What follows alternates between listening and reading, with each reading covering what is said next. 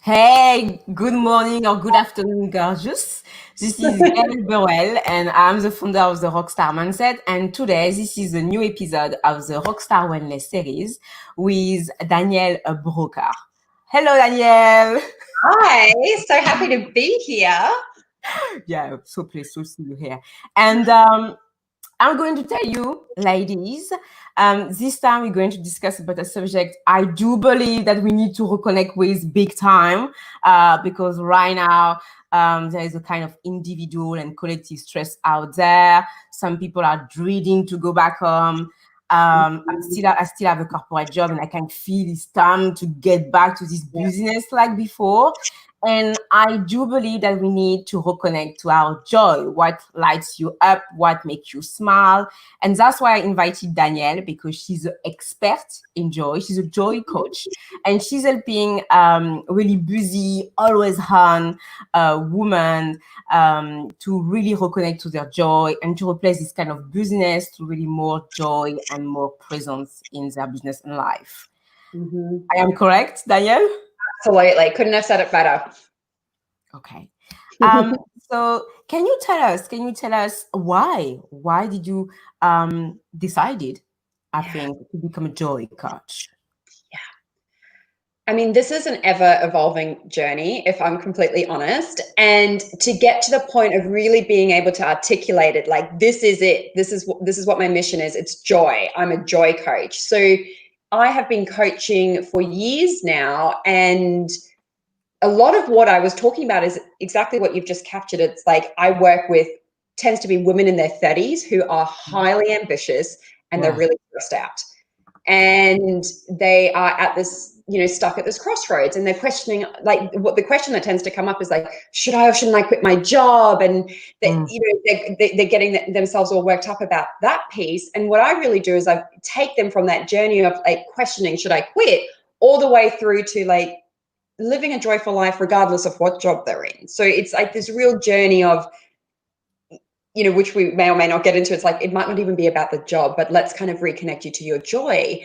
And so, to be honest, it took me years to be able to articulate that is Yeah. exactly what I was doing. But time and time again, this is what was coming up. And there are probably three distinctive reasons that I kept coming back to joy. One is I've always been a really positive, optimistic person. Like that's just who I am. That's my spirit. I'm the person in the friendship group being like, yeah, but what about Yeah. this? Look at that. Let's try it. And can't you see all the possibility? And, I'd be that annoying person, even in high school, like, bugging my friends, in quote marks about it. And through my own, I guess, personal growth and a lot of coaching I've done, my own inner journey, what I realized is I'd started to disconnect from that a little bit. There was a part of me that would hold back a little bit because I was worried, like, what are people going to think? Like, I can't be too positive. I can't be, what if, people think that I'm being whatever? I don't know. I just had all these stories in my head. And there was this one particular exercise I did that really helped me see things differently. And what it was is, I'll do the kind of short version, was essentially reaching out to, you're probably familiar with this exercise, reaching out to friends, family, and Okay. even colleagues from all different walks of life, like of my life, and ask them, what do you believe my superpower is? So it's an Oh, exercise that I learned through B School, which is a group a yeah. business It's platform true. that we're both a part of. Yeah. And I maybe done something kind of similar, but I'd never gone out and asked other people what they thought of me. Okay. And it was really a weird thing to do. I felt scared. I'm like, oh no, like I'm not going to go to all these people and ask them. And I did. And time again, every single person came back and said to me, something along the lines of, it's your bubbliness, it's your sunniness, it's your Ah. optimistic nature, it's the way that you're so thoughtful. And I was like, wow, this very thing that I'm holding back on because I feel like, like maybe people think I'm too much, is exactly the thing that everyone is telling me they want more of and that they love about me and that they come to me for. And that was really a permission piece for me to really like be like, whoa, okay, well, here I am, all of it. Like Yeah, I'm a it's just like you got this permission now to say you can be who you are. Yeah, it's good. So that was huge for me. And that was, you know, in the scheme of my whole journey, that was quite recent. The other big piece, there's two other big pieces actually. One is that time and time again, women would come to me, whether it was in a coaching relationship or workshop room, friends even, who I would start talking to them, and all I could see, whatever like issue or challenge they were bringing to me, or maybe they were just talking about daily stresses, all I could see is like, oh my God, you're so magnificent. You have all these possibilities. You have all these opportunities. Like I would like be just yearning for them to almost break free as well. So I could kind of feel this disconnect. Like they were just not, I could see the things that brought them joy. I could see the things that brought them to life. But for some reason or another, they weren't giving themselves permission to be there. And then the other piece is I was doing a lot of workshops around balance, and I talk a lot about breaking up with busy, the cycle of busyness that we get caught up in. And what I was noticing, I was writing a lot of wellness articles at the time. I was noticing anytime I was doing research on, you know, whether it's busyness, whether it's stress, whether it's like inserting more well-being into your life, so much of the conversation in all of the, you know, these beautiful wellness publications and blog sites and everything that I love, the conversation still tended to gravitate towards busyness and stress in the context of like, we're stressed, this is bad for us, let's do something to, you know, be better for us. But nobody was talking about, let's focus on feeling good. Nobody was talking about, let's actually practice joy. Like, let's actually, this is, you know, let's talk, you know, maybe it's self-care, you know, like nobody was talking about actually feeling good is really good for you. So you didn't have any kind of solutions in order to flip the script regarding this stress, this burnout, this business, and you just wonder how, why, what's going on. The question coming up again and again. There are beautiful solutions out there, and there's lots of ways to feel less stress. But for me, I've always been interested in much more of like, let's get to the deep root cause of it. And for me, time and time again, I was going, well, if you don't know what joy is, if you're not having a conversation with yourself around what feels good to you, like you don't even know where to take yourself in a really challenging time. Like you don't have a foundation to come to. So, I mean, all of that, I mean, you can already tell I'm like, I have so many words. It's good. So like all of those pieces started to come into it. And I was like, well, this is the message I'm here for then. This is what I'm here to teach. It's joy. I love it. But I love the fact that, you got to go and to ask your friends about your superpower, because I did this exercise as well. And I was scared at first. I really didn't know what they're going to think. But it came back to me as well, and it helped me to learn more about myself in terms of how people perceive me every day. So I found this really good that you did that. I wanted to add, regarding the business, the culture of business, I really, really experienced it as well. When it's always a kind of race, performance race, and always this hustle and bustle all the time. And we do not have the time just to reflect, just to step back and say, wow, do I really like what I do? I am happy. Do I feel good about myself? You know, because I think we are so much into this hustle that we don't have this opportunity just to step back and stop. And that's why I think I always say to my audience, you know what, slow down. You really need to see what's going on. But if you're still accelerating and pushing and performing like this, you're not going to see what is wrong in your life, and you cannot modify it. So I love the fact that you started to do this workshop about business, because I started with do less, get more done. So to help a woman to feel less overwhelmed, just to get out of overwhelmed land. And I do believe it's really critical now to have the tools, to have this kind of toolbox when you can get out, you can step back from this business. Because especially now with everything coming up, with shops opening, with business coming back, you can feel it's coming again. It just in the air, it's a shift of everything. And even me, I'm saying, I'm dreading it. I don't know how it's going to happen. So it's good that you're here, because if you have any tools for us. Yeah. I really agree with what you're saying, and something I want to add, particularly for listeners who maybe are drawn to that like need to be busy or filling their life.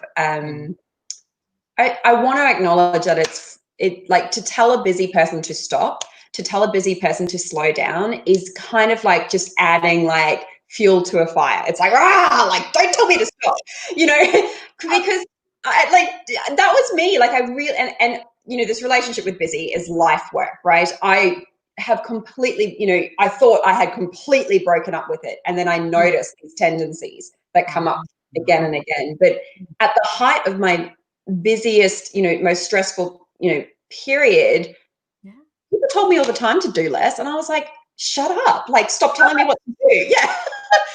because that was my lifeline. Like it's all I knew. I thought busy was my superpower, like in some ways, like, I knew how to do busy. I thought that's where I could go to, I guess, like feel worthy, to feel seen, to feel like I was achieving. And it wasn't until I was in some ways forced to stop that I started to get what it was really about. So I wanted to just put that out there to say, if you're noticing resistance to this conversation, like, we all need to slow down, like, I honor it. Like, I really do acknowledge where you're at. And if even, I always talk about, like, how can you make it really easy and fun? Yes. So, like, even don't think about stopping the busyness in the space with, like, you need to, like, take social media off your phone and, like, no, it's a bit too radical. Yeah, something much more easier, a little step by step. Yes. Yeah, there are small ways to insert the slow and the space that Gaëlle was talking about. Yeah. Yeah, I do believe it, because I don't see myself even say to them, okay, do a social media detox, go on holiday for 7 days when they can go on holiday anyway. So there is no way. But I think step by step, just to bring a little more of presence, more connection with yourself in your day, they can do it because they're here for everyone else. I did it. I know the way it is, but you cannot pour from an empty cup. You need this time to recharge your batteries. And that's why I love your topic about joy, because not a lot of time we think about to reconnect to what makes us feel good, joyful, enthusiastic and energetic. Yeah. From your perspective, do you have anything in terms of have to know what is the source of our joy? Oh, I mean, such a great question. So I think, first of all, let me maybe give a bit of a definition of what I think of as joy, because everyone's going to have a slight different version of it. I think of joy as this very deep inner feeling, this deep inner place that I go. So I almost think of it as tapping into that sustainable fuel source. Like when you talked about that energy, like joy does have this energy about it. And it's almost got this power of kind of getting that long-lasting feeling. I'm not talking about skipping down the street with glee every single day. Well, that's really lovely to have those moments, and I have been known to skip down the street. Try it; it's really fun. But like joy is more of like this inner fuel source. And for me, sometimes I describe joy as my personal joy, and everyone, you're going to be really different. Like define it for you. I know I'm in my most joyful place when I feel really grounded, when I feel most like myself, when I'm in a place of expression. And sometimes that is actually when I'm by myself. Sometimes that's when I'm being really, really quiet. And sometimes when I'm, engaged in joyful things for me, like listening to music or eating chocolate chip cookies. I don't know, like that there are things that feel joyful. And also I just wanted to kind of make that point about that coming from that inner place. because everyone's going to have a different version. So when you talk about how do you access it, how do you cultivate it, how do you create it, I actually teach like a 4-step formula. I call it my feel good formula, because yes, I could give you lots of things that could make you feel good. I've actually got, one of the freebies on my website at the moment is 99 ways to feel good. So like, it's really fun if you're feeling stumped and stuck and you need a little bit of inspiration to get your mojo back. That's a great place. Okay, I will put your website in the comments. Like this. Yeah. So I could, list off 99 ways to feel good right now. However, what I feel is much more valuable is actually like teaching you a way to keep returning to it, to keep practicing it, it's almost like a muscle. Like you got to get that strength in. And I mean, I won't go into the full details of the four steps, but just, in a brief snippet, the purpose is to say that there's a cycle to it. So what it is really like the first step is actually, I call it foraging. So it's about like just, almost like you're going out discovering in the woods. You're trying to look for like what's working, not in my life. Like, where are my energy sources that, come from? It's more of an exploratory phase. Yeah, so that could look like getting honest with yourself about conversations that feel good and conversations that don't in your life. Maybe you're doing a lot of like high intensity workouts and you really hate them, and you'd prefer to be doing restorative yoga classes. Like, have you stopped to ask yourself some of those questions? Like, I'm trying to give like a range of examples here. No, of course, I can see that. Yeah. So this really ties in, like that first step really ties in with what we were saying around giving yourself space. Yeah, because if you're caught up in the busyness, you're not actually giving yourself enough time to actually get to know that inner place, to even ask yourself, does this feel good to me? That is one of the best questions to just keep asking. Does this feel good? Does this feel good? Like, or what would make me feel good right now? What would make me feel good right now? So that, if I could just offer like, that first step, it would be, how could you just like give yourself a little bit of space? I often think of, when we talk about baby steps, like boiling the kettle in the morning. I get up most mornings, I boil the kettle, and I actually have a cup of hot water. It's not even that exciting. I don't put lemon in it. I don't have a cup of tea. I don't know. That's how I kickstart my system. But there's some mornings where the kettle's boiling and I'm tidying the kitchen counter, and I'm, making the bed, and I'm switching on the computer, and I'm making breakfast. And there's other mornings where like the kettle goes on and I'm just still and quiet. And as I'm thinking about it, I'm like, I haven't done that for a while. But like the 3 minutes that it takes a kettle to boil is it's not going to put a dent in your to-do list. Like, it's not going to put you off course, but it's choosing moments like that to create a bit of stillness, and then start asking the questions, like the stillness first, and then like, okay, well, what would feel good right now?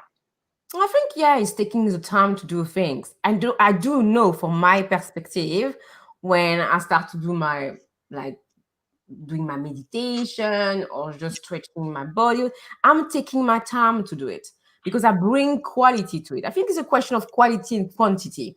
The business is really leading us to quantity. A lot of things to do as much as possible, and quality is not really around. But when you bring quality, when you bring mindfulness to what you're doing, this is where I think you're giving you this opportunity to really have this headspace, to connect to what make you smile, make you feel good and habits. And do you think in a certain way, women do lack a kind of self-worth? Because when you're so busy like this, it's like you're trying to prove to yourself that you're enough by doing it. Yes, I'm so glad you brought this up. And the word that was on the tip of my tongue is permission. Like, I don't think we give ourselves permission to feel good, because there's all of that, like you said, that self-worth. It's like the guilt and, oh no, everyone else is really stressed today at work. I couldn't possibly feel good. I I can't be happy today because like everyone else is stressed. I need to go and take care of them. And I do think women have that natural nurturing tendency. And I mean, here's a curveball. I also think joy is really scary. You think so? Yeah, I think that it can be really uncertain, and therefore it can be scary for us because it's uncomfortable, because we don't hang out there as often, or we don't allow ourselves to go there. The thought of choosing to lead with joy actually becomes the unknown. So that's why, like, I teach so much about developing habits around joy, so that when you need it, it's easy to go there. Like when you're having that really challenging and stressful day, you actually have that muscle memory. When we're busy, busyness really is, it's kind of, we're stressed, we're overwhelmed, there's uncomfortable things to deal with over here. It's painful. So we're like, okay, we'll just keep going, and I'm just going to keep doing this. And what you're doing is you're almost shutting down this stuff. You're almost, I don't want to feel this. Yeah. And I think what we don't realize, if you're not feeling this, you're also blocking yourself off to this other end of the emotional spectrum. Yeah. You cannot. Brene Brown says this exceptional quote that I like to say all the time, which is, let me see if I get it right. She says, you cannot selectively numb your emotions. It's true. So if you're trying not to feel pain and discomfort, you are also going to be numbing yourself to joy. Yeah. And I actually say that, well, then the busyness is numbing, right? Yeah. It's really going into one direction and just bottling up the rest, closing the rest. And I think that's why when everything is coming up with overwhelm and everything, this is why it's such an emotional storm. Me, I really got this thing, is like having a fire in my head because it's so intense, it's so strong. You don't know how to handle it. And let's be honest, women, we are really intuitive. We have a very strong emotional intelligence. It's better for us to embrace it and to know how to reduce our overwhelm and our busyness, to step back our power slowly but surely, But I think it's a question of also to respect your emotions. They're telling you something. Yeah. Something needs to be done. When we feel so overwhelmed, so busy, I do believe they're telling us something needs to stop. You need to do something about it. It's too much. And we don't listen to it. Yeah. And so here's something really practical for if listeners, or viewers, don't already know this. This is something really cool I learned, and it's just been so ridiculously helpful in terms of that emotional journey, like learning to love my emotions. So biologically, or like neurochemically, or other kind of fancy words right now, and literally in our body, that emotional, like the chemical reaction with emotions, lasts for 90 seconds until it starts to shift into something else.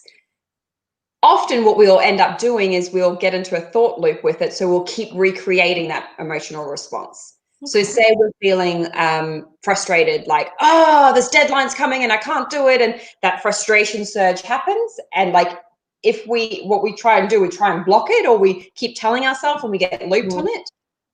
If we were to sit with it and be like, oh, I'm feeling so frustrated right now. Oh, this is so frustrating. Like whatever you need to do, and you just sit with it and you literally feel it. If I told you, and this is a fact, that it only lasts 90 seconds until it's going to shift, could you handle it? Yes. 90 seconds, right? You could handle it. Whatever it is, like that stress, that challenge. So if you knew that now, like, then maybe that emotional kind of, even if it's deep sadness. Interesting. If you could handle 90 seconds, then like it's going to change, and you have that capacity to shift it. So when I talk about joy, I'm not telling you to go from deep sadness and frustration and stress and then, nope, just stop it. Start smiling, like be happy. It's a journey. Yeah. So like move through all of those emotions, but you got to love all of the emotions to love joy. Yeah, no, I do agree with you, because even me, when I decide basically, instead of being angry or frustrated or annoyed, to go back to my kind of positivity, I know it's not going to happen like this. I know I'm going to go through, okay, I'm going to calm down. I'm going to be more kind about what's happened, to see basically the pros and the cons, and to forgive and to move on slowly but surely. But it's taking a certain time to go Yeah. through that. Yeah. And I think sometimes, from my experience, I do believe that sometimes we can stay stuck in a certain emotion because it's so strong, and because with our thoughts, revolving thoughts, we can go into it again and again and again and again.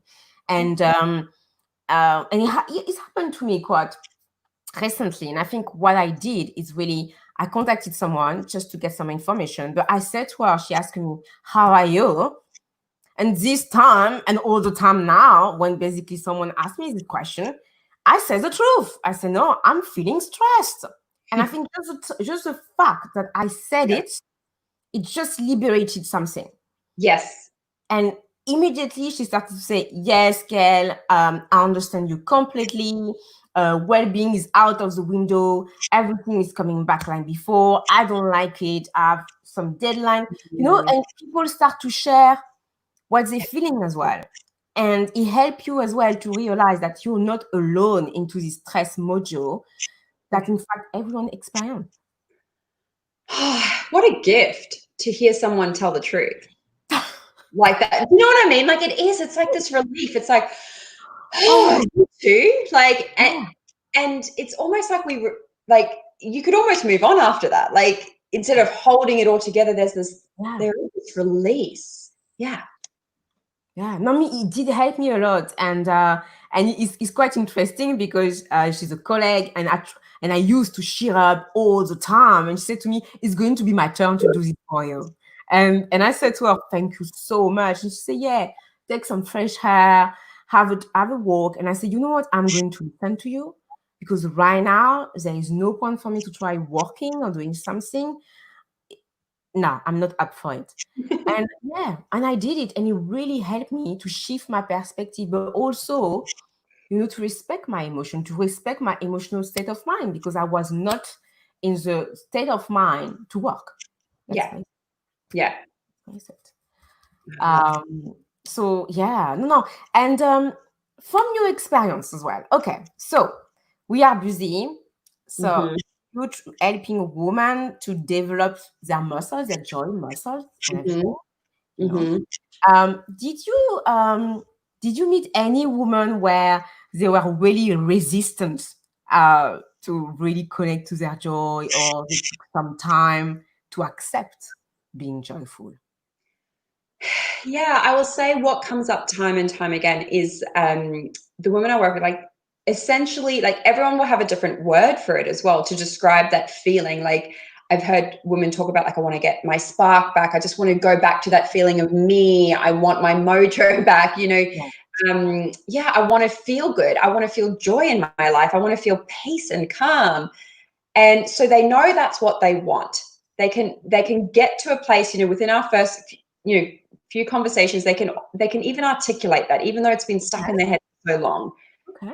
But then what comes up when we start to practice, or get into that foraging phase, it's actually the next step, which is starting to eliminate some of the excuses that come up, which is they start to shift back into it's almost that worry that comes up, like, well, I can't feel this because now's not the right time to feel it, or well, I can't feel good because I'm going to take care of my mum. I can't feel good because my kids are having a tough time, or I can't feel good because I haven't got that promotion yet. This is why I teach busy and joy, because they have such a dynamic together. It's this process of breaking up with the busy cycle, whatever that means for you. Maybe you don't relate to, hey, I'm not busy, I'm not always on, I have a lovely free lifestyle, but it's that almost that mindset of having to always kind of deliver, achieve. Because the women I work with are high achievers. I'm a high achiever. I like achieving things. Yeah, like they're highly ambitious. It's not letting go of the ambition. It's finding a sustainable solution to your success. You know, being able to come from here instead of constantly leading from here. No, totally. It's just what I said. I noticed that. That's why when you hustle so much, it's like being always in this kind of masculine energy, doing and doing and doing. Yeah. And I do believe that a moment as a woman, you want to go back to your feminine energy because you know that you need it, you can feel it, it's too much, but you don't know how to balance both energy. And this is where I think you got this kind of resistance saying, yeah, but I need to get my promotion first, or I need to look after this person first, because I think we haven't been educated really to make ourselves a priority.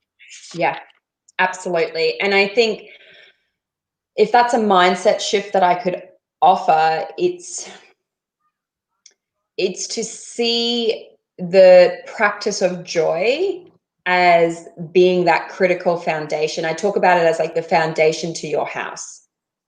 So yes, you want to have all the achievements and all of the accomplishments, and maybe you still want to be really busy. Like that's cool. Like do you. However, that's almost like you're trying to put up all the walls and you're trying to hang paintings and you're trying to decorate the bedroom, but you haven't built a foundation. So I actually strongly believe, and look, that there are research studies on how joy affects your body, how it affects your mental health, emotional health, your physical health, like literally improving your immunity and things like this. So there's lots of scientific evidence as to why you would practice joy. And then I'm always like, and it feels really good. But the mindset shift is starting to see it as necessary. It's not, I say feeling good is not just about feeling good. Actually really necessary to keep the foundation of your life thriving. I love that, because you do realize that it's really a work of inside. It's a really inside job that you need to practice for yourself. No matter what is outside, is out there. But if you have this foundation, you can handle everything. Yeah. I really do believe in it. Yeah. And the high achiever, here's what the high achiever does when it comes to personal growth and inner work, is we're like, we must achieve this thing. Let me read this book. I must put it into practice. And there's almost like this hard energy about it. I've noticed myself going, it's like, I haven't finished my book. I must be better. And what tends to happen, and this is what I was noticing the more that I was reading around like all these articles around wellness and stress and busyness, is like there was still a very doing attitude. It was still do this thing, take this next step, action, action, action. I was like, well, actually, if I'm constantly like pushing myself, that's also like, yeah, I'm improving, but it's reducing my fuel tank. Whereas for me, the inner practice of joy is actually, it's embodiment work. It's being in your body. You have to feel it. You have to, sometimes it's really uncomfortable to choose it. It's like, I've got a deadline. I have my own business, so it's a self-created deadline. So I've got this deadline, and I'm telling myself I have to do this, and then I have to call that person, and my body is going tense and stressed, and my breath's all caught here, and I'm going, what would feel good to you right now, Danielle? And my body says, you need to stop and go for a walk. That would feel really joyful. Oh, I love that. Or you need to, my partner's working from home right now, at the time of our conversation, we're still in, quarantining measures. And my body says, take a break, go have a chat, like laugh about something, be silly. Your body knows a lot of stuff. It's really cool. And to me, that's choosing joy, because it's choosing to feel good. And connected to your body. I see what you mean. Because sometimes I'm a lot into my mind. My jam is mindset and everything, but the well-being part is really connecting to my body. Yes. I want to, it just, like you say, have a walk, or just dance in the kitchen with my daughter, or just listen to some nice upbeat music, or just creating something. I have a call with a friend I didn't see for ages, But when I use all of that, I know I'm coming back into my joy box, kind of way. Yeah. Going to my It's bubble. Back in. Yeah. Yeah. And you need, let me tell you, you need a rockstar mindset in order to cultivate joy in your life, because the rockstar mindset is that permission piece to actually even, allow yourself to go there, to choose it. Yeah. Then it's true. It's really a question to be yourself and be confident and be unapologetically yourself. Give yourself permission to feel good, to dream, to feel great. But go for it. Give yourself this kind of permission note that you're waiting from people. They're not going to give it to you anyway. Yeah. And it's so true. And look, if this helps you with that piece around guilt, this is another mindset shift. For anyone who's hung out with Gaëlle before here, you will know that she has this magnetic, joyful energy about her. I have no doubt that you get off these lives and you're like, yeah, like I'm ready to be a rock star now, right? So why is that? It's because she's unapologetically joyful. She's unapologetically herself. So if you're feeling like, oh no, I can't feel good today, or I don't want to be happy because I just chatted to my colleague and they're really stressed. It's like, well, no, people need that example, that role model. They need to see not just that it's possible, but they need to kind of see what it's like in action, even to support them to shift. So if you're on the phone call supporting someone who's going through a challenging time, you being in a joyful place is the best possible thing you can do, because you're actually holding them in a different energy. Oh yeah, you helping them. That's what I have a friend. She's saying all the time. She say, "Gaëlle, I love speaking to you because you uplift my vibe so quickly. I love it." And she makes me laugh all the time. And I said to her, if I can help you this way, I'm more than happy. Exactly. Yeah. So we need people to be more joyful. Everyone, yeah. Yes, I do believe, that we're not born basically to be constantly tired, sad, annoyed, frustrated, and unhappy. It's our natural state. Yeah, think about toddlers. I always think about toddlers.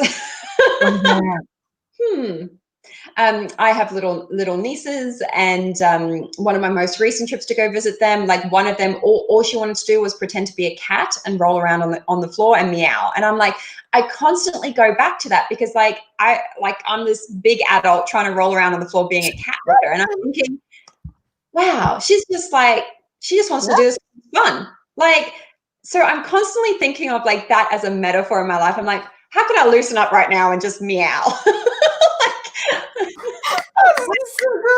But I can do it. Like, that's how we were born. It's like we go on this journey of like pure joy, and then we kind of forget about it, and we get like caked up in other things. And yeah, it's a returning. Yeah, no, and I know me sometimes when I start to not feel negative, but I got something coming up and I didn't like it and I feel attacked or anything. I always shift my mindset in a way, okay, yeah, what can you learn from it? Because there is always some goodness into it. So there's always something for me to learn and to move on, or I'm going to connect the dots later. I know if something is happening, I cannot understand everything, but I know it's going to be good for me. So that's why I say, okay, shit happened. Okay, you guys, that's a good day. Exactly. I say, you know what? It's like yesterday. Yesterday was a busy and stressful day and everything. My husband saw me. I was mad. And even me, I was, you need to find a way to calm down. You need to find a way. And to the end, I say, you know what? You're going to move on a little bit, take some break, and add another call with a business coach and another friend. And it was great. It was just great to speak, to chat, and I was so much more myself after this call. Because it was full of good news. It was another opportunity I didn't expect it to. I was blown away. But it helped me to go back into this bubble of happiness, of high energy, where I was feeling so good about myself. And I think sometimes we just need to step back, put away what is disturbing us in order to have this kind of headspace where your mind can maybe treat this later, or because you're going to focus on your joy, to what you love, you're going to feel good. I think it's really No, it should be a must in terms of education. Teach people to connect to their joy, no matter what. Yeah. So that's why I think you're doing an amazing job, because women, oh my God, we need it. Yeah. We need it more than ever. So do you have anything you want to share today with my audience, with people watching us, for women in particular? Yeah, I would really come back to this piece around permission. What could you do today to give yourself permission to feel good? One of my favorite questions, how can I make this fun and easy? I mean, that's a hard one to try at a high achiever. Just try it on.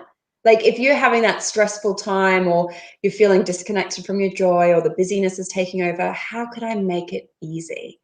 And just notice.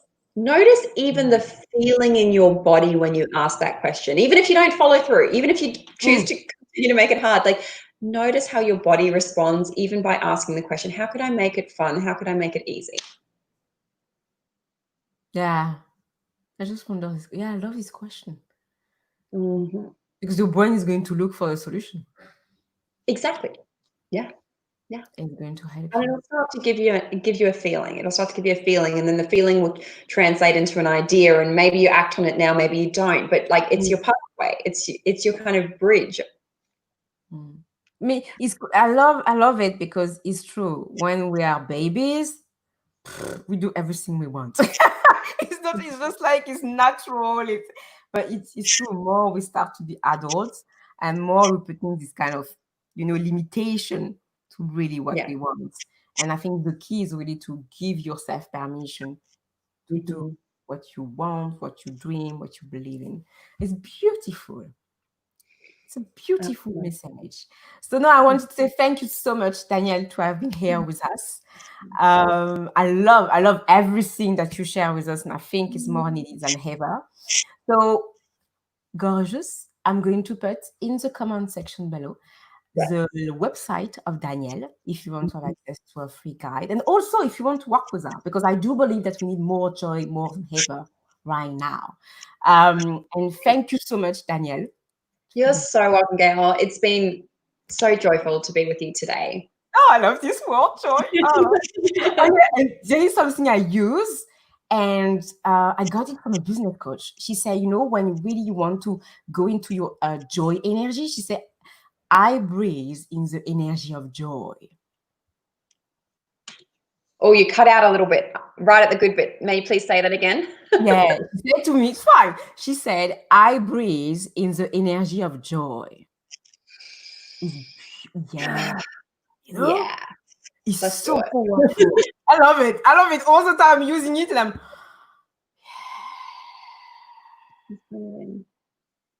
thank you so much.